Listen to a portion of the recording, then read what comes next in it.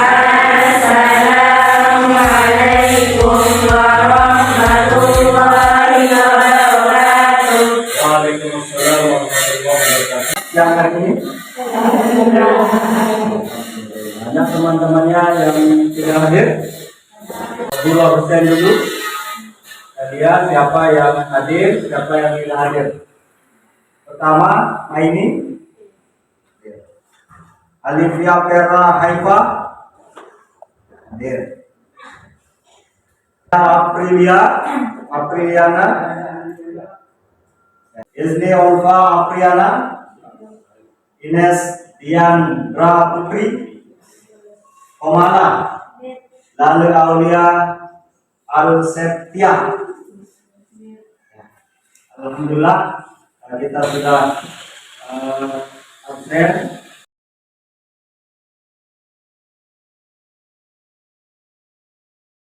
Apa isi dari tas ini? Ya. Hari ini kita akan belajar materi ya tentang, kita mulai, kita berdoa supaya apa yang kita pelajari siang hari ini akan mudah kita pahami.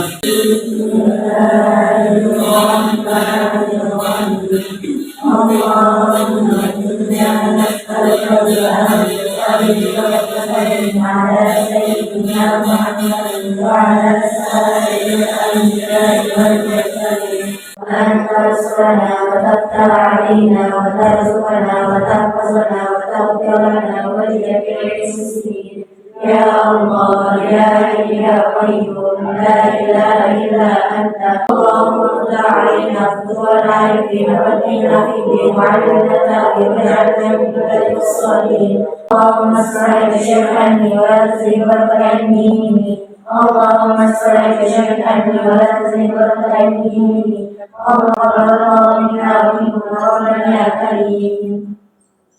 Tanya tentang jenazah atau kematian itu sudah ada disebutkan di dalam Quran surat apa? Al-A'raf ayat berapa?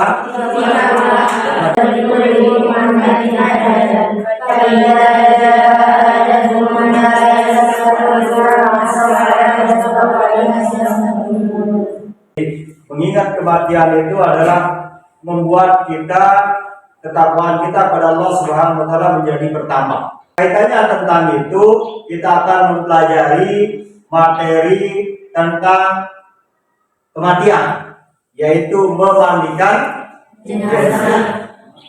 Ada yang sudah memandikan jenazah? Atau sudah melihat orang memandikan jenazah? Sudah. Tujuan kita mempelajari ini adalah seperti tadi, kalian belum melaksanakan memandikan jenazah. Nanti ketika kalian sudah mempelajari materi ini akan bisa mempraktikkan bagaimana tata cara orang memandikan jenazah. Ini materi tentang memandikan jenazah. Ya. Memandikan jenazah, ya, sebelum mayit dibawa ke tempat memandikan, terlebih dahulu disediakan seperangkat alat mandi yang dibutuhkan, seperti pertama tentu adalah air ya, air. Berapa lagi? Yang menamakan daun bidara. Ada yang belum tahu? Di kapur balus, nanti ditumbuk halus, kapur balusnya ini ditumbuk halus dan dicampurkan dengan air. Atau bisa kita memakai sabun cair, lebih bagus pakai sabun cair untuk itu. Selanjutnya yang perlu kita siapkan sampo. Nah, ini sampo pakai sebelum kita memandikan jenazah, harus disiapkan dulu. Ini ya, siapa saja orang yang akan memandikan jenazah. Nah, nama orang yang memandikan harus sejenis.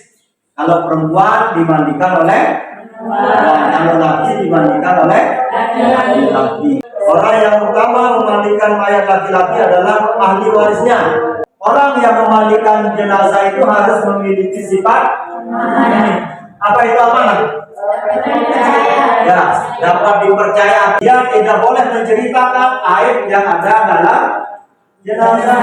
Mungkin nanti jenazah itu baunya keras, misalkan karena jenazah tidak pernah mandi, kita akan memandikan jenazah, ya.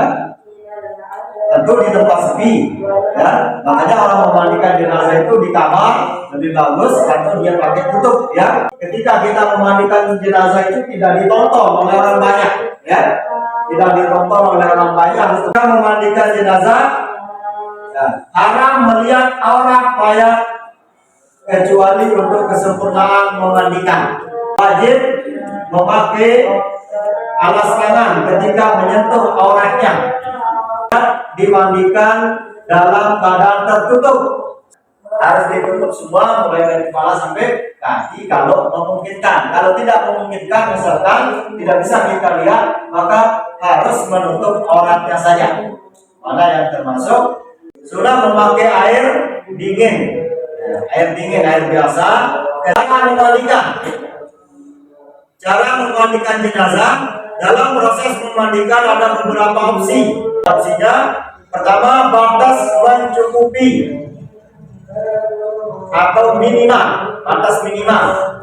Ada batas mencukupi atau batas minimal. Paling kurang cara memandikan jenazah yaitu pertama menghilangkan najis yang ada pada tubuh mayat. Sudah dibersihkan semua najis-najis yang ada. Yang kedua, mengguyurkan air secara merata ke seluruh tubuh mayat, termasuk juga auratnya yang tampak ketika duduk atau bagian dalam alat kelamin laki-laki yang belum dihitam. Itu wajib dimasuk atau di yang perut mayat diurut. Nah, diurut ketika memandikan supaya kotoran-kotoran yang ada dia keluar. Dan selanjutnya, setelah itu dua lubang kemaluan dan aurat mayat lainnya dibersihkan. Kemudian mayat diwudukan persis seperti wudunya orang yang hidup.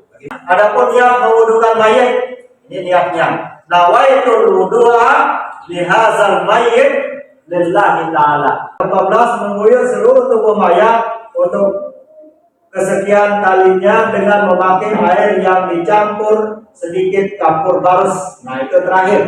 Siapkan dalam memandikan jenazah. 1. Siapkan tempat untuk memandikan jenazah seperti kamar mandi rumah, kamar mandi jenazah, atau tempat yang dibuat khusus untuk memandikan jenazah tertentu. Tempat yang akan dibuat untuk memandikan jenazah tertutup dan beratap. 2. Siapkan air, daun bidara, sabun, dan kamper atau kapur barus. 3. Tutup jenazah dengan kain tipis semacam jarik atau sejenisnya. Hindari menggunakan kain putih karena ketika dimandikan, aurat atau kulit jenazah dapat menjadi tampak transparan. 4. Tebarkan parfum atau materi sudah selesai. Kita lanjutkan ke kegiatan inti. Yaitu sekarang Pak Guru akan membagi menjadi 5 kelompok dengan tugas yang mendiskusikan tentang tata cara memandikan jenazah dari materi yang sudah diberikan tadi, yaitu nanti didiskusikan berdasarkan kelompoknya. Silakan kumpul berdasarkan kelompoknya. Silakan untuk mendiskusikan tentang tata cara. Bisa geser, bisa sini juga, yang lain. Ya, silakan. Materi yang tadi nanti akan mempresentasikan, akan maju perwakilan dari kelompoknya, ya, dan akan dinilai oleh kelompok yang lain. Saya kasih waktu 5 menit.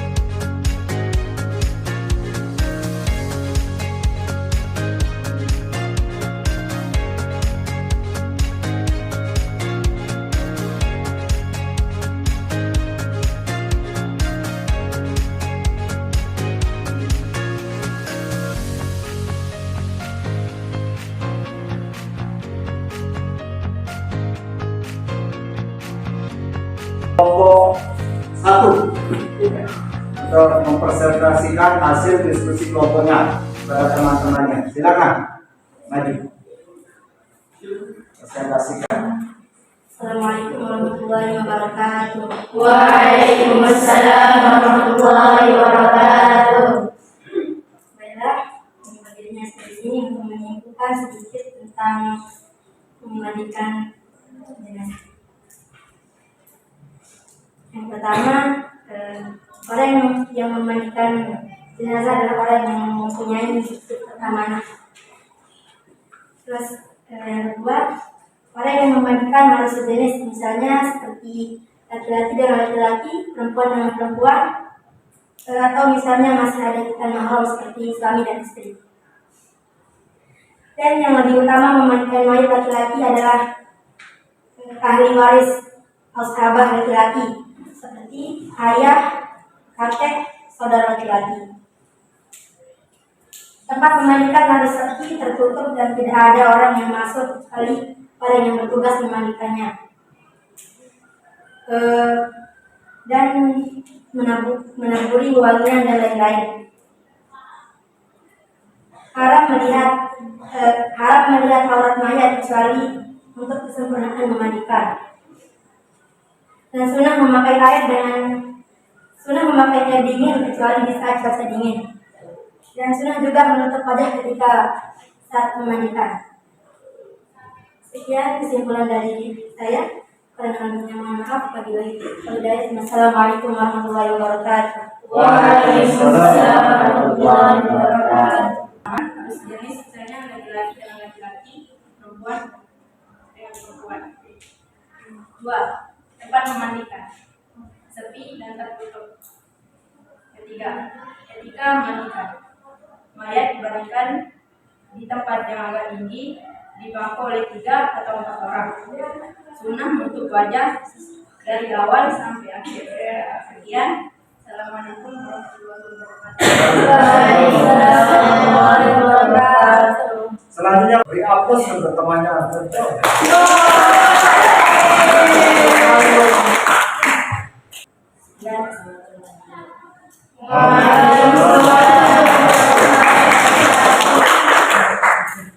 Ya, terima kasih dari penyampaian dari 5 kelompok tadi sudah mempresentasikan hasil diskusi beserta kelompoknya. Guru akan memberikan tugas kalian nanti di pondok atau di rumah ya untuk mencari atau membuktikan alat-alat yang dibutuhkan di dalam memandikan jenazah. Kita akan menyimpulkan dari materi yang sudah Pak Guru sampaikan tadi, yaitu tentang memandikan jenazah. Apa saja yang diperlukan ya, dari alat, mana yang dinamakan daun bidara ya. Daun bidara itu harus ditumbuk halus, dicampur dengan air, begitu juga dengan kapur barus, sabun, sampo. Itu adalah alat-alat yang diperlukan dalam memandikan jenazah. Dan etika dari memandikan jenazah itu juga harus diperhatikan ya, bagaimana kita memiliki tata cara perilaku dalam memandikan jenazah. Terutama tadi yang paling penting adalah sikap yang dimiliki oleh orang yang memandikan jenazah itu adalah sikap amanah. Ya, sikap amanah ini sangat penting untuk menentukan bagaimana aib daripada jenazah itu bisa disembunyikan, tidak diceritakan ke orang lain. Kalau ada hal-hal yang kita ketemukan ketika melakukan memandikan jenazah. Jadi itu adalah hal-hal yang perlu diperhatikan. Dan yang terakhir tadi adalah bagaimana macam-macam memandikan jenazah itu ada yang paling kurang, sekurang-kurang sempurna, ya sekurang-kurang sempurna, paling kurang itu adalah hal yang diperhatikan. Jadi yang wajib pada mayat itu adalah meratakan air ke seluruh tubuh dan menghilangkan najis, itu intinya. Nah, ada tata caranya tadi, itu adalah merupakan cara yang sempurna, kurang sempurna, paling sempurna. Ya paling sempurna seperti yang terakhir tadi, bagaimana kita memandikan jenazah, mulai mewudukan tadi, mengistinja, mewudukan, meratakan air ke seluruh tubuh, baru terakhir disiram dengan air kapur barus. Nah, mungkin itu saja materi kita pada siang hari ini. Selanjutnya kita tutup ya. Untuk acara penutup kita tutup pembelajaran kita pada siang hari ini dengan kita membaca yel-yel dulu. Masih ingat? Masih ingat yel-yelnya ya.